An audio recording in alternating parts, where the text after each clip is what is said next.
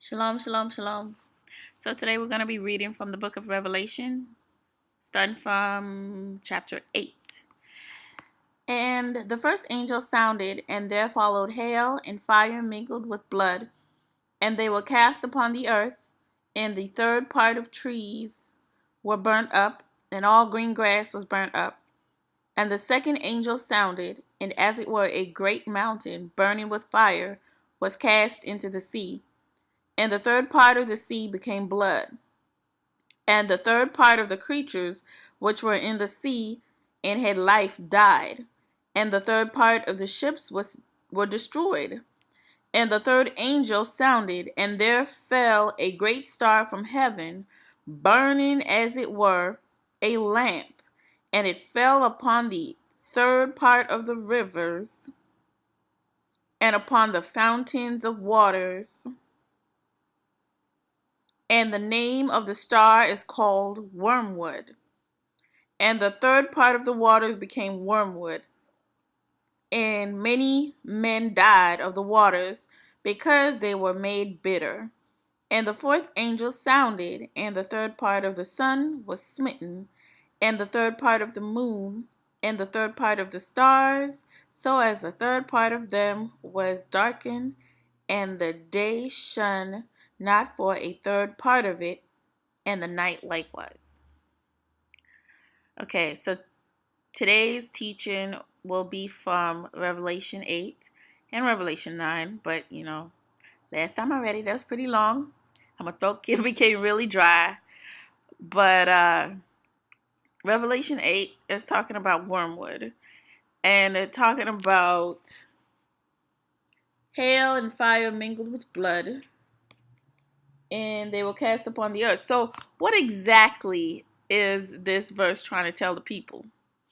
Because we see our people talking about wormwood is coming, blood to the waters. Now, I don't really like talking about slavery. Don't let nobody fool you. I don't. But where my Elohim spirit leads me is where I go. So before we can really truly get to the matter of a thing, we must get to the root of it. And this is where Elohim tries to show the beginning of sorrows, the beginning of the curses on Israel that is spoken of in Deuteronomy 28, because Deuteronomy 28 talks about the blessings first, but it also talks about the curses according to the disobedience of Israel. So, some of y'all be scared of Satan. Some of y'all scared of all kinds of boogeyman and whoopity-doos when you should be afraid of our Elohim. Cause when reading it is terrible.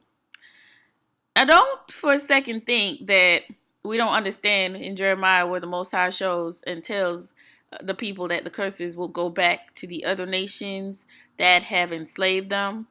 But first of all, we look at how the curse did start for Israel. I think I also mentioned how we used to watch all these Alex Haley Root stories and Amistad and whatever other slave movie they love to make, and always wondered what was beyond the shores, not in the sea, but within the mainland. Because you got people who call themselves Israel, but we don't always necessarily get how they got there. How did you become Israel? They call themselves Jews, however, but you never really hear them mentioning the other 11 tribes, but they already claim that they are in the land. So this is the Most High's way of giving his people the truth. So even if they hide it in their history books or their heathen knowledge, he writes it in such a way, because he said the Bible is a puzzle, right? It's like a puzzle. And only those people who the Most High trusts, he reveals his secrets to. Because I've always tried to emphasize having a strong relationship with our Elohim. And I realize that a lot of our people, unfortunately, don't know our Elohim, all his characteristics, so they don't know what it means to obey him. Some of y'all think automatically you're Israel. Some of y'all put Yah on your name. You know, you trace yourselves back to your ancestors coming off ships. But Israel, the position was not just given all la-di-da. It was earned. Like Yaqub had to literally wrestle with Elohim for the blessing. And that is what a lot of times our people don't quite recognize, even with Abraham. When the Most High told Abraham to go put up Isaac and sacrifice him, Abraham, he was sad about it, but he didn't ask why, what, where, who. I mean, not even where, but, he didn't get into the nitty-gritties. He just did it. When you understand the true character of our Elohim, then you can truly submit to him. And you can be his people, and he will be your Yah. But until you understand what he was really trying to get his people to do and how these curses came upon them, is because Israel didn't trust him. They didn't trust him. You didn't believe in him. It's the same thing with his son. When he sent his son and he said, listen, you believe in him, you believe in me. Because he's just trying to get his people to believe him. Believe in his powers. He always used to remind them, he is the Yah who took you out of Israel. He did all these wonderful things. But Israel forgets. Gone and wanton. Become a whore unto other nations. That was not something the Most High wanted. Some of us, sometimes we overlook the obvious. The Most High says separate. Separate from these curses. What curse is he actually talking about when we go into Revelation 9 and we talked about the star that fell down on the people and opened up the bottomless pit? This is not something that's going to happen. It's already happened. The beginning of sorrows. Let's go to, let me see, is it Matthew? Are we in? Matthew 24 verse 8 to 13 reads, all these are the beginning of sorrows. Then shall they deliver you up to be afflicted, and shall kill you, and ye shall be hated of all nations for my name's sake. And then shall many be offended, and shall betray one another, and shall hate one another. And many false prophets shall rise, and shall deceive many. And because the iniquity shall abound, the love of many shall wax cold. But he that shall endure unto the end, the same shall be saved. Sorry, I almost botched the wax cold part, but sorry. Let's go. So he's telling you right here, the beginning of sorrows. This ain't something that's, listen, the passing of the curses onto the next nation that enslaved our people is not it's the beginning of their sorrows, but our sorrows began. So why we said Jacob's trouble didn't just, it's gonna happen, it's already happening. Because some of us are so in this complacent place, La La Land, Disneyland, whatever you want to call it. You forgot. The Most High isn't coddling. He didn't coddle our people when they disobeyed. He warned them time and time again what curses would come upon them. And he's an Elohim of his word. But he comes with many warnings. Some of y'all think, because you keep hearing the same thing over and over again, you think ain't nothing finna happen. But don't worry. The word must go out and it must be fulfilled. Okay? Don't for a second think the heathens know what time it is. They feel it in the air. Some of y'all are still need a little exorcism going on in our people. But he says, y'all see, we have false prophets amongst us, those calling themselves prophets. Some of them ain't even born of the spirit. They still a carnal man, preaching out of their carnal mind. When Yaqub, who was 90, by the way, we talked about him having a dislocated hip, was wrestling, he was pushing against a strong force, which kind of entails how we will have to fight against what the Most High calls the no people, the principalities, the powers of this world, the rulers of darkness, spiritual wickedness. And he shows you in Revelation 9 how this came about. He brought the enemies against you. But he already warned what would happen, right? Wages of sin is death. Pretty much the angel of death, Abaddon, Apollyon, and their king. Some of y'all think, man, this girl just, her mouth. No, I come to speak to my people through his set-apart spirit, the Ruach of truth. Right? Really? What do you have to lose? I know Trump told his people that. He even told y'all that. I don't know if some of y'all voted for him, but this right here is our history. Some of y'all are giving it away again and again and again. Some of y'all had the audacity to even try to tell us that our holy Bible, our holy word from our Elohim, was concocted by the heathens. If only it was. They wish. You wish. That's the madness. Deuteronomy 28, verse 28, that the Most High talks about, he smite our people with. And darken heart. You don't have any understanding what you're saying or what you're doing. You're giving away our birthright over and over and over again. And it's just like, you don't care.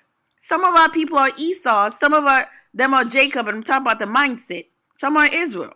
Some are Adam. Some are Eve. These different characters as well in their behavior. But only the true obedient ones can take hold of the promise or understand the promise. The Most High is trying to get you to believe him, blind faith, without the shadow of a doubt. I don't need to go into all the intricacies of history, because some people, they read me wrong when I said, if you want to understand the world, because I do research in certain things as well. But you want to understand the world, you do the research of the world too, right? Yeah. But they change laws, they change times. He already showed you that they do those things. And that's why he had to make the Bible in the way it did. He did. Or the way that it is. So that through you doing what our people weren't doing before, which is trusting him beyond the shadow of a doubt. That's why he calls them servants and handmaidens. There is a relationship going on there where you are obedient and in submission to the authority of our Elohim completely. So in his word, he's telling you these things. But if you don't believe it and you're over there still questioning it, it's just like, what? Why are you even, you just a bandwagon hopper? Why are you even claiming that you are a people when you still don't even believe the truth? You don't believe anything that the Most High has told you. You don't even believe in his son. You don't even believe that in any of the promises. You don't believe his word, but you all of a sudden tack on Israel on you. Behaving like those other ones. The others. Yeah. So here he's talking about how the wormwood bittered the waters. What waters? What does the sea represent in Revelation? The multitudes, the people. And then you see he talks about what? Satan, the devil that came down. And you realize that he has a short time. So he's given this opportunity to do what? Rule the world with his people, because the curse has begun and the world is turned upside down at this point. So now they take you into captivity and they take your place. Yeah. There's still Hebrews who are doing the same thing and just easily giving it up to them. Yeah, it's the Romans. They wrote the New Testament, or they wrote Torah. Don't get no credit to our people. Then there are the other ones who, they get mad because you talk about things like swirling. They can't see the destruction of it. They just want to be like, listen, okay, I've woken up. Why can't I serve Elohim too? Because you're creating destruction. That's what you are. Let me give you an example. There was a woman who was doing her DNA test, right? And she's a Gentile. And she said her parents They are extreme, what do you say, racist? Extreme racist. They hate black people with a passion. Yeah. She, however, I'm not sure how she feels, but I guess she doesn't feel the same way as they do. But she went ahead, she did a DNA test, only to find out in her background they also had black. There's I think her great, somewhere far back is like a black woman. I mean, we know back then most of our ancestors didn't really have control of who they were birthing, but you had the opportunity to read the law, know the laws. All our hearts were darkened. But my question to you, did all Israelites marry Gentiles? No. We all have our cross to bear. We all have a persecution that we go through. The Most High doesn't sympathize with sin, and neither should we. Sin is sin. It's a transgression of the law, an abomination in the sight of our holy Elohim. You can't have sin and expect to be the holy people. When we say things like, maybe this, this isn't for you, it's not to be disrespectful. It really isn't. Because the scripture talks about dusting your feet off. They don't receive you. They just don't receive you. We're not trying to drag and beg you and plead. Oh, listen. I mean, you either gonna hear or you not. Then you have the one-uppers. You got those who are practicing, they got Hebrew Israelite witchcraft. Just like they got Christian, they're basically mimicking the Christian church. The world. Yeah, rebellious. So there's a lot going on. And even right here, you see what they talk about.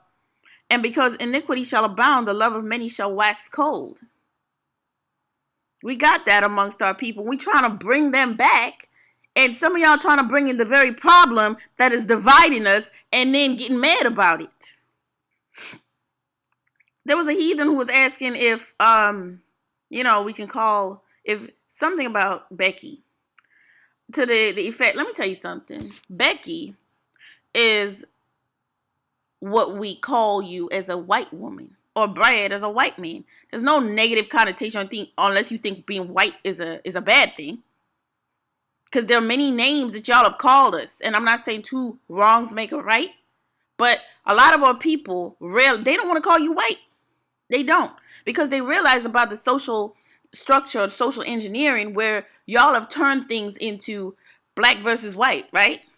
You are good and pure, and we are evil, and every other demonization, demonic thing you can associate with us. And they don't want to. Some people call you pink people. Some people call you cave beasts. The Bible calls you beast. The Revelation, you the beast. Yeah. The beast that went into perdition. Do y'all know what perdition means? It means unrepentant. They have no remorse. What does the scripture say? Let's go. Zechariah 11 verse 5. Whose possessors slay them and hold themselves not guilty. And they that sell them say, blessed be Elohim, for I am rich, and their own shepherds pity them not. Yeah, they have no remorse. Come out of the bottomless pit, I'm pretty sure. They're doing simply what they're supposed to do. And many times they do sort of tell you who they are. Some of y'all are just quick jump. No, you are not Esau. You are Japheth. You hear me? Don't you listen to those camps. You are Japheth. They don't know what they're talking about. Esau had a sword. It's the Arabs. Yes. The Romans had swords too, did they not? He's showing you who they are. In the big picture, they are trying to get you to worship them, to keep them in power. The beast that goes into perdition means that they have no remorse. So all your begging and all your screaming and all your what do you call it, placards marching for equality, they don't care. I'm thinking many of y'all see that. It's a entertainment. And then some of y'all are just like the people in the book, the saints, they're no nonsense people. As you can see, when the Gentiles came back to them and say, listen, You know where Elohim is. We were taught wrong. What they do? Did they say, oh, come on, brother.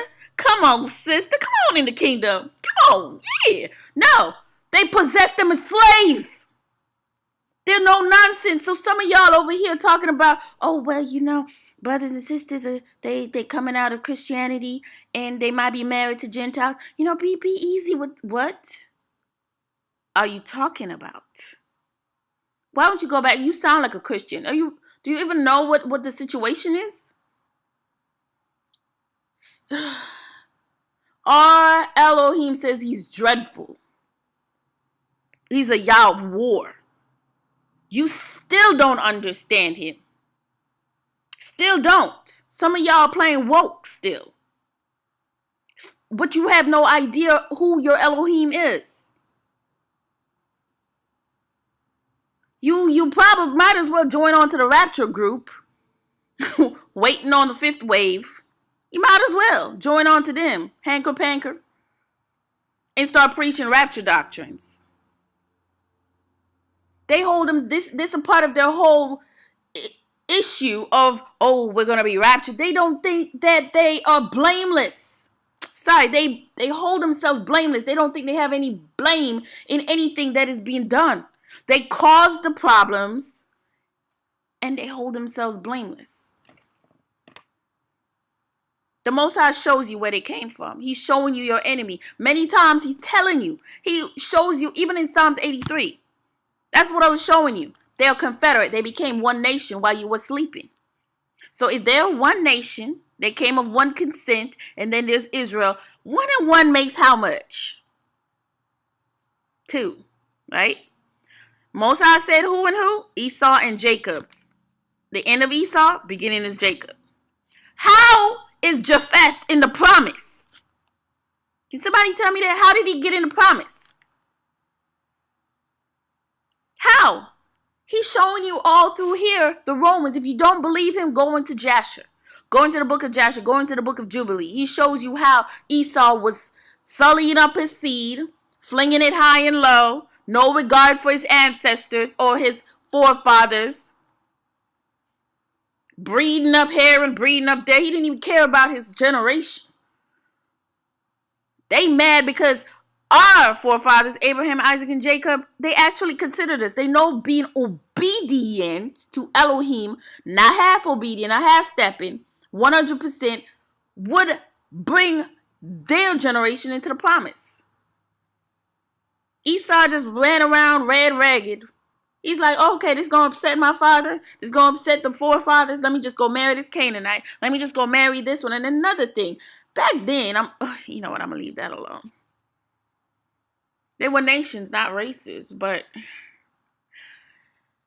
a lot of our people have a listening problem and an understanding problem. When you're praying and fasting, seek understanding. In all that getting, get understanding. You might think something is right. Because I see some of listen, should I even say it? Okay, so back to the woman with the DNA test, right? The Most High shows that through your children, you'll be blessed. You could be blessed or cursed, basically. Right now in this day, a lot of our brothers and sisters, we realize we got to repent for our ancestors or forefathers' sins. And they're doing that so that we can be blessed. We're honoring our forefathers, Abraham, Isaac, and Jacob, for their obedience. Hallelujah. For their obedience. And then, we going back to our Elohim. But then some of y'all who willfully continue to whiten out and dwindle out your good DNA, yeah, beautiful DNA,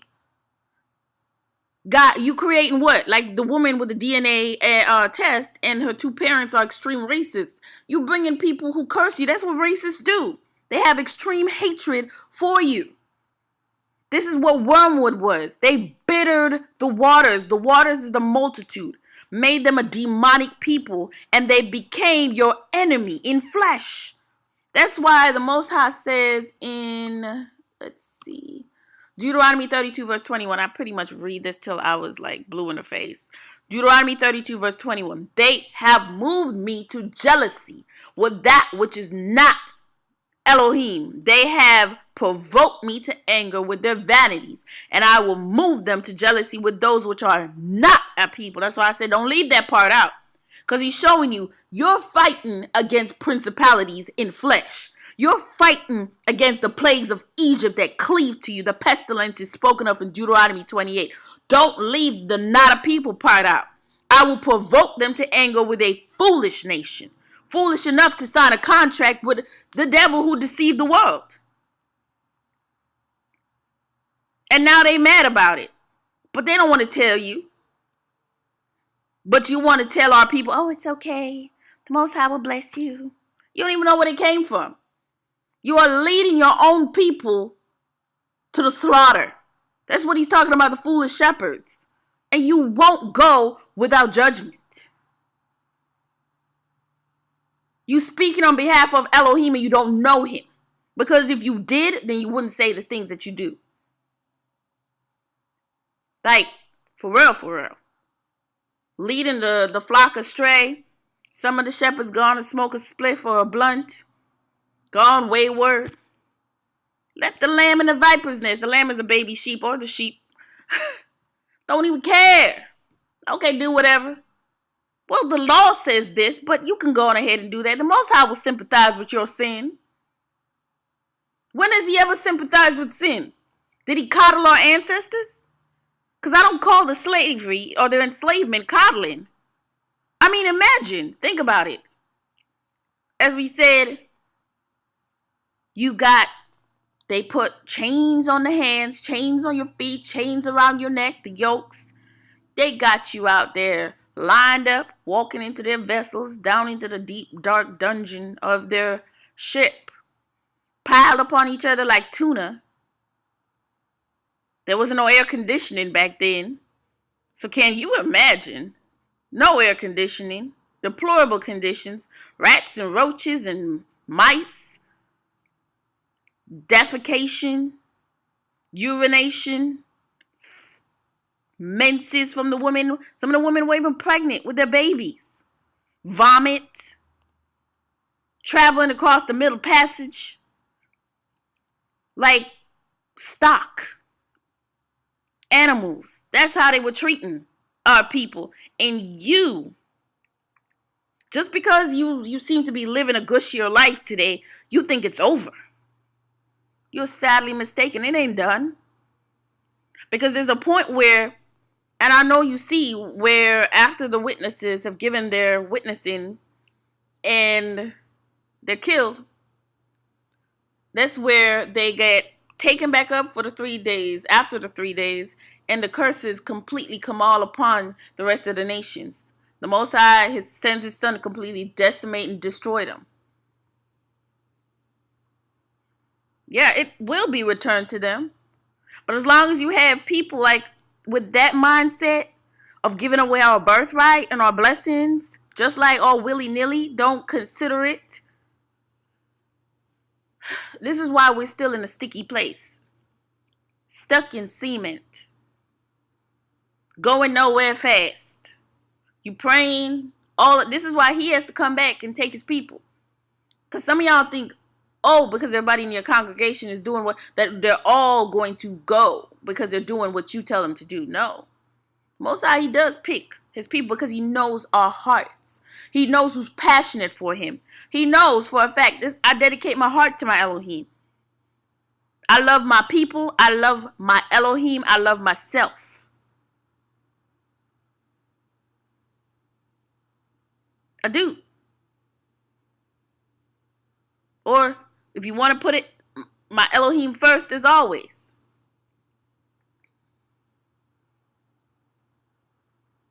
But you got those amongst us who they still have this weak mindset where they think they're doing right.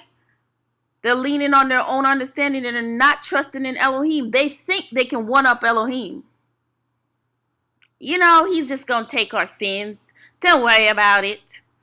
Some of y'all didn't even realize when the Most High was about to destroy Israel, The 12, the people in the, when they were out in the wilderness, what did Moses say? Moses called upon Elohim and said, don't forget your servants, Abraham, Isaac, and Jacob. He said, don't forget them. Their obedience is why you have the 12 sons. It's not because of them. It's because of their forefathers. Why the Most High even heard them when they were in Egypt, moaning and groaning because of the mistreatment. And it's the same thing we go through too. Here too. But you have to be obedient. Even to the point, the fire and the brimstone. What is that talking about? I say, even though they are the plagues in flesh upon us, he shows you even the fire and brimstone represents their weapon, their gun.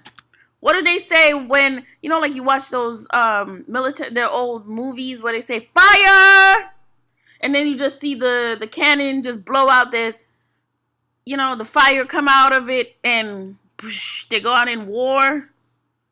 You know what I'm talking about? What do you call it? Old Civil War movies? Is that what it is? Wait, okay. Yeah. That's them. But there's still going to be someone that comes out of the woodworks. I tell you, brothers and sisters, rebuke them. They're not Israel. They don't want to participate. They probably going to be the ones, maybe in the next wave, wake up before the guillotine.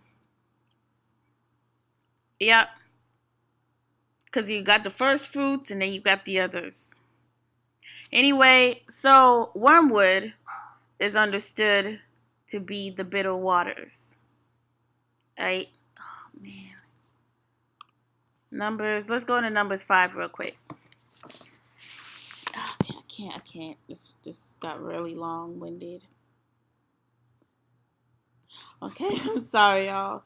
No, Numbers 5. Okay. Just scroll up for a second. And the spirit of jealousy come upon him, and he be jealous of his wife, and she be defiled. Or if the spirit of jealousy come upon him, and he be jealous of his wife, and she be not defiled, then shall the man bring his wife unto the priest, and he shall bring her offering for her. The 10th part of an ephah of barley meal. He shall pour no more oil upon it, nor put frankincense therein.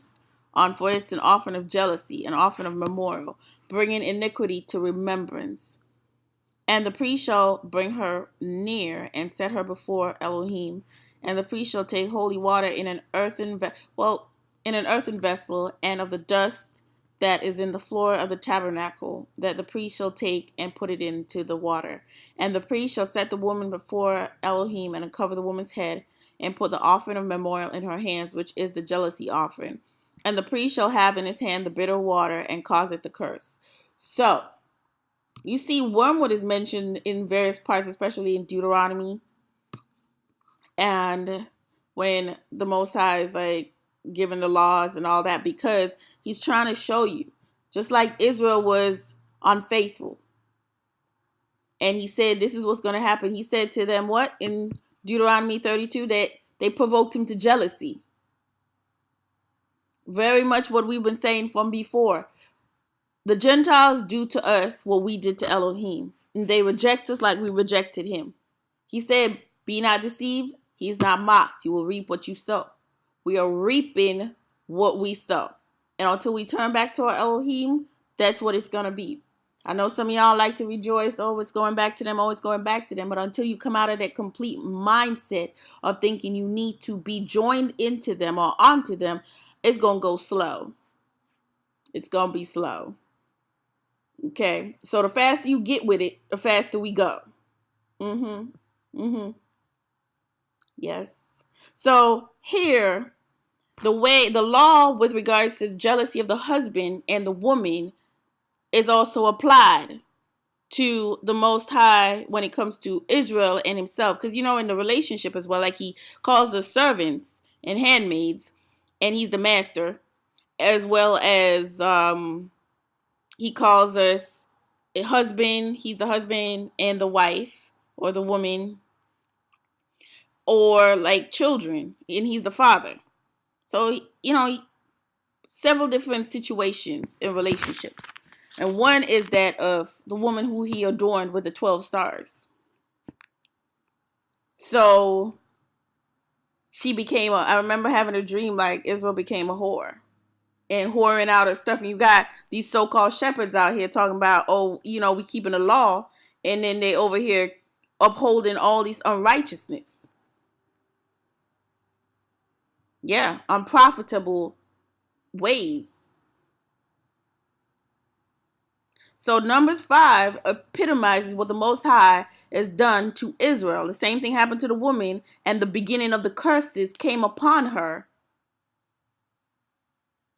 and that came in the form of the Gentiles, the beast that went into perdition. See, some of y'all were like, oh, what's she talking about? About vampires. Yeah, they show you what they are on TV. Yeah, the vampires, the things that go bump in the night. They can see Loch Ness monsters. They can see Chewbacca. They can see ghosts. They can see Bigfoot, but can't see their racism because they are remorseless. They have no remorse.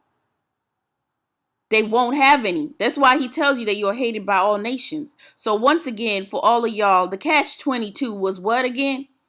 How can you be forgiven if you have no remorse?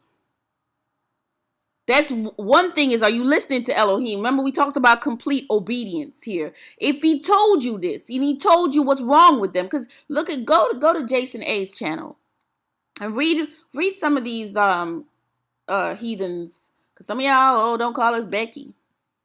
Let me tell you something. Calling you Becky is not gonna put me nor none of my brothers or sisters in hell faster than you or Sheol. I'm telling you that. That ain't no law. We didn't break nothing. Actually, if you read the Bible, worse is actually to come to you. I don't know if y'all realize that. But go on there and see. They don't think nothing's wrong. They still will talk about raptures. They still will talk about, oh yeah, Jesus Christ is coming for me. I can't wait for him to put a foot in what's ass. And they hold themselves blameless. They have no remorse. They still won't even consider. We start talking about the slavery, and what do? They go find some coon or some coonette to back up their wicked voices because they have a huge amount of guilt, a millstone walking around their necks. I used to wonder how you have the whole world and you all just seem like the most miserable people on the planet. Like you have all this at your beck and call, and you miserable. Misery loves company. I'm not going to tell my brothers or my sisters to join to that. If you want to do that, then, that's on your head. I'm not doing it. I'm not. Might as well tell them break every law.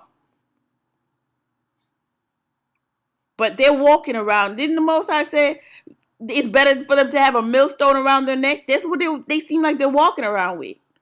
They have huge guilt. So you start talking about slavery, and they quick to just shut. Oh, don't get over it. We don't ever tell y'all to get over your Holocaust. We just say it's not in the Bible. But they constantly will disrespect you. They are the plagues of Egypt. Some of y'all think I'm being rude and facetious because I'm calling out sin. That's what sin is. Sin is a bad thing. It's an evil thing. I want to know for all of y'all, is there good sin and bad sin? Is that what you think there is? Because sin is a transgression of the law. There's no getting over it. It's an abomination to our Elohim. It is. It is. You sin, the wages of sin is death. What did it say in Revelation 9?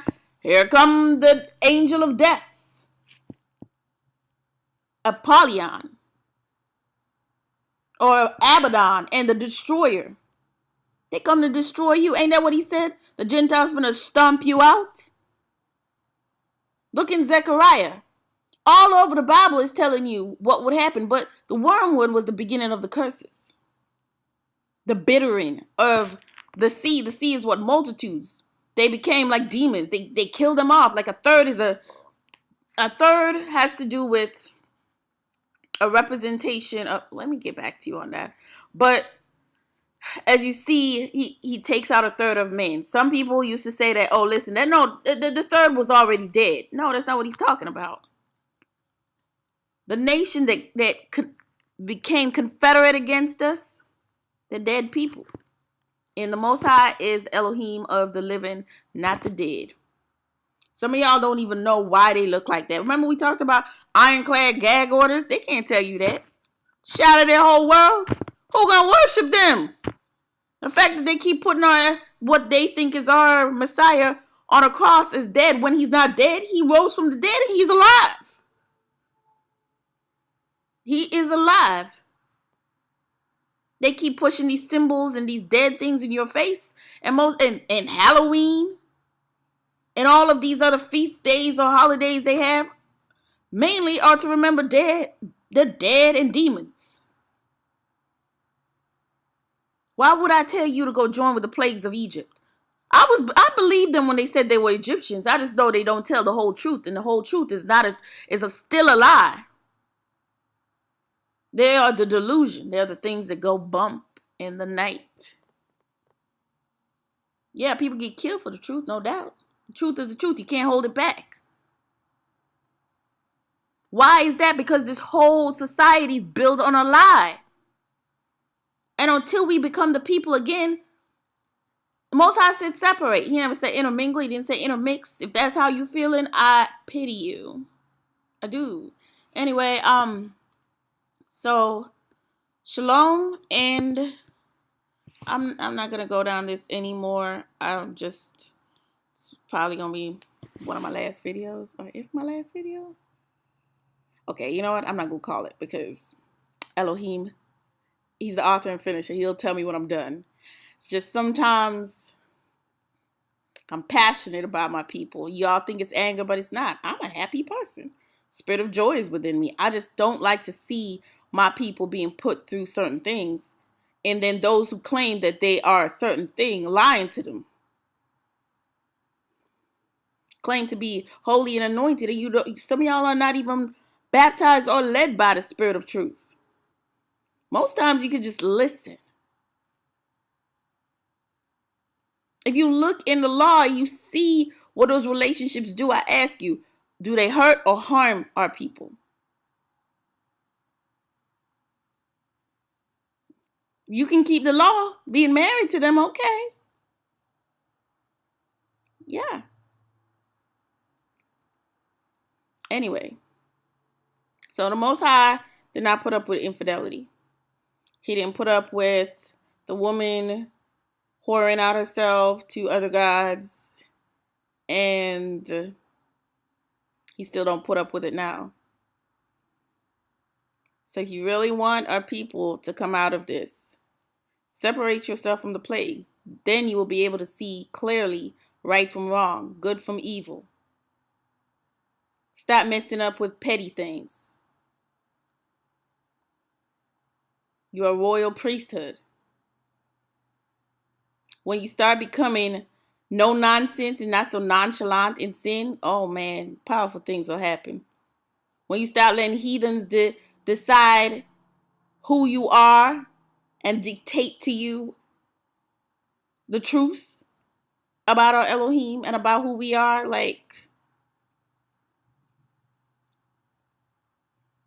then you start really getting somewhere. When you start obeying our Elohim 100%, instead of guessing, oh man, my way sounds better than what Elohim said. I didn't tell you that he's Esau and Jacob for the last time he did. It wasn't the camps either.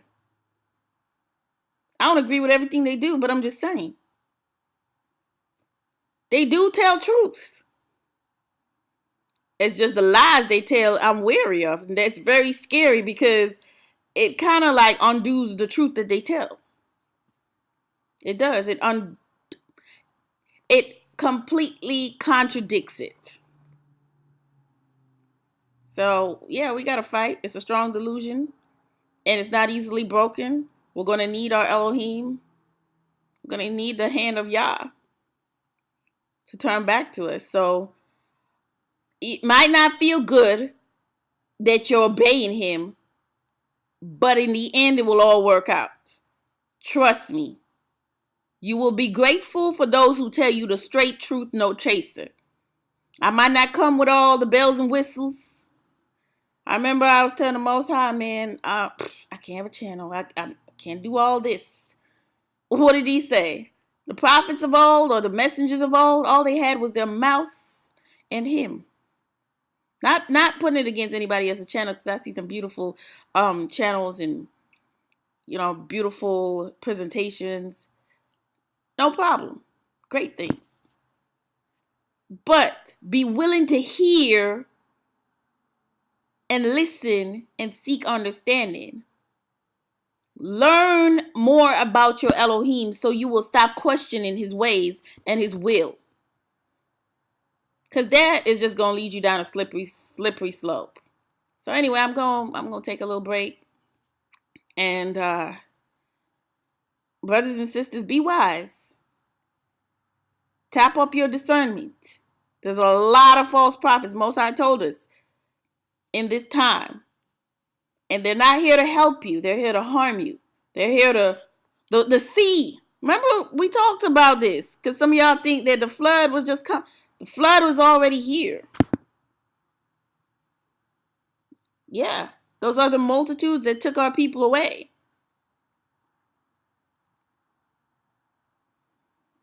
And then curse is going to be returned to them. The flood come back. Be ready. Be ready. Don't be like the 5 foolish virgins. Be the 5 wise virgins. Be ready for our King. And daughters of Zion, keep pressing in. Keep praying. You're more valuable than you think. Brothers, we still haven't lost faith in you. The Most High has big things in store for you. Big things. You keep keeping them commandments and you keep doing the things that he tells you to do. Trust and believe. You're not going to be whatever this society or world tells you that you are anymore. Because in actuality, you're not. Most High said that you are a royal priesthood. Start acting like it. We believe in you. I know we have our troubles. We have our divisions. We have serious issues amongst us. It will be dealt with. But for those, the saints of the faith, those who endure to the end, those who understand what the Most High did when he scattered us, was that when we face adversity, to see who will still choose righteousness, who will stand up for him, who will trust him and obey him, who will believe in him, who will understand he's an Elohim that doesn't lie. He knew us before we were born, so why would you try to blame anybody else and say, oh, you're lying, when we're simply saying what the Most High told us to? Anyway, I'm going to snap off. I'm not even a big talker, but I just love talking to y'all. Anyway, shalom, stay true, and see you next time.